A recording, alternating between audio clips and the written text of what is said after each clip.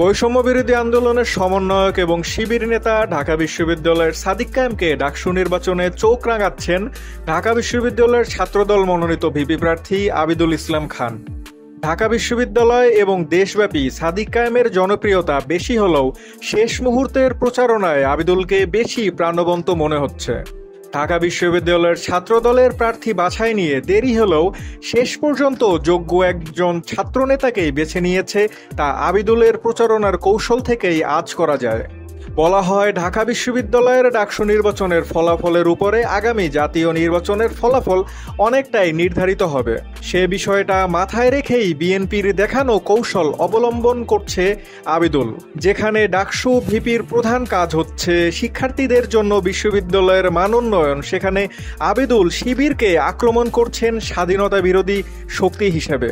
আর এ বিষয়টাকে ঢাকা বিশ্ববিদ্যালয়ের শিক্ষার্থীরা ভালোভাবে নিচ্ছেনও না, কারণ ঢাকা বিশ্ববিদ্যালয়ের শিক্ষার্থীরা বিবেকবোধ কাজে লাগিয়ে সিদ্ধান্ত নেয়। তাছাড়া সম্প্রতি প্রচারণাকালে আবিদুল ইসলাম খানকে এক নারী শিক্ষার্থী মিথ্যা কথা কম বলার পরামর্শ দেন, যে ভিডিও ভাইরাল হয় সর্বময়। এতেই বোঝা যাচ্ছে সাধারণ ছাত্রীদের মধ্যে আবিদুলকে নিয়ে বেশ নেতিবাচক ধারণা অব্যাহত রয়েছে। অপরদিকে সাদিক কায়েম সহ পুরো প্যানেল ধীর গতিতে প্রচারণা চালাচ্ছেন, তবে তাদের প্রচারণা চলছে মূলত শিক্ষার্থীদের পালস বোঝার চেষ্টা করে। পাশাপাশি সাদিক কায়েম শুধু শিক্ষার্থীদের ক্যাম্পাস কেন্দ্রিক সমস্যা সমাধানের আশা এবং প্রতিশ্রুতি দিয়েই প্রচারণা চালাচ্ছেন।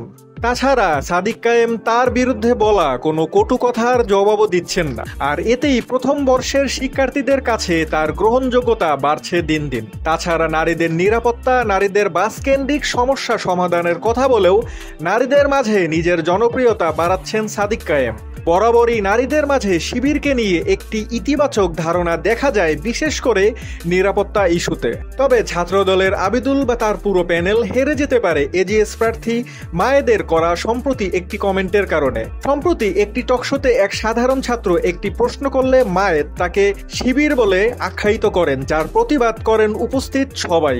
আর এই কাজে আবারও প্রমাণ হয় ছাত্রদল ট্যাগিং কালচার বা ট্যাগিং এর রাজনীতি ফিরিয়ে আনতে সচেষ্ট।